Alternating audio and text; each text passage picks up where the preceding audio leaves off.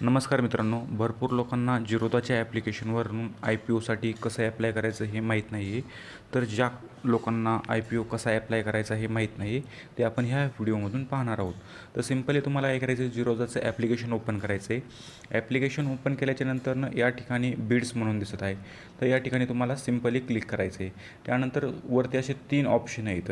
तर त्यातला एक IPO म्हणून ऑप्शन आहेत ना, हे रिसेंटली जेवढे IPO सध्या मार्केटमध्ये येणार आहेत ना, तर ते दिसत आहे. जे असे फुल्ली जे दिसत आहेत ना, तर ते ओपन आहेत आणि बाकीचे बऱ्यापैकी क्लोज झालेले आहेत. कारण आजची डेट जवळपास 11 आहे. तर काल भरपूर IPO क्लोज झालेले आहेत. आता हा बजाजचा IPO म्हणजे आज लास्ट डेट आहे. तर आपण बजाज हाऊसिंग फायनान्स याला ॲप्लाय करणार आहेत. तर सिम्पली काय करायचं, हे ॲप्लाय ठिकाणी क्लिक करायचं. त्यानंतरनं तो तुमचा टाईप विचारतो की तुम्ही कोणत्या प्रकारचे इन्व्हेस्टर आहात. तर तुम्ही एम्प्लॉई, जिरोदाचे एम्प्लॉई आहात किंवा एक्झिस्टिंग शेअर होल्डर आहात त्या ह्याचे.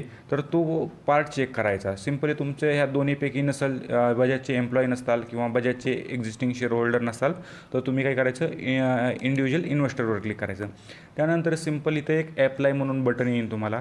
इथं टोटल म्हणजे जो IPO आहे त्या IPOची माहिती इथं दिसेल की बाबा मिनिमम क्वांटिटी किती घ्यायची तर त्याची बीड प्राईस काय आहे आणि लास्ट डेट आणि सुरुवात कधी झाली आणि लास्ट डेट कधी आहे आणि त्याचा टाईप वगैरे सगळं दिसत आहे. तर खालच्या एवढ्या गोष्टींचं काही हे नाही आहे. त्यानंतरनं तुम्ही सिम्पली काय करायचं, ॲप्लायवर क्लिक करायचं. ॲप्लायवर क्लिक केल्याच्यानंतरनं हा तुमचा UPI ID ऑटोमॅटिकली इथं तुम्हाला दिसेल. त्यानंतरनं तुम्ही काय करायचं, सबमिट फॉर ॲप्लायवरती असं क्लिक करायचं. परंतु लक्षात ठेवा, ॲप्लायला IPOला ॲप्लाय करण्याच्या अगोदर तुमच्या अकाउंटमध्ये म्हणजे जे अकाउंट तुमच्या ह्या जिरोदाच्या अकाउंटला लिंक आहे, बँक अकाउंट, त्या अकाउंटमध्ये 15,000 रुपये बॅलन्स असणं आवश्यक आहे. ठीक आहे. तर त्यानंतरनं सिम्पली इथं ओके करायचं. यानंतरनं काय होतं की तुमच्या GPay अकाउंटला एक पेमेंटची लिंक जाते. त्यानंतरनं तुम्ही त्या लिंकवर क्लिक करायचं. तुम्ही ज्या IPOला ॲप्लाय केलेलं आहे त्या ॲप्लाय केलेल्या IPOच्या डिटेल्स तिथं एकदा व्हेरीफाय करायच्या, बरोबर आहेत का.